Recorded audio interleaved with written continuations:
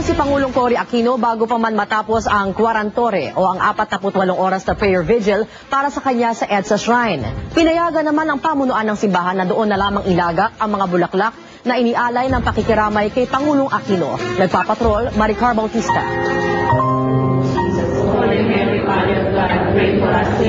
Bago pa man natapos ang Quarantore o 48 oras na prayer vigil, namayapa na si dating Pangulong Corazon Aquino. Kaya ang vigil nauwi sa serye ng panalangin para sa kanyang kaluluwa. Bumuhos rin ang marami nating kababayan sa EDSA Shrine para makiramay. There will never be any other Cory Aquino in the Philippines.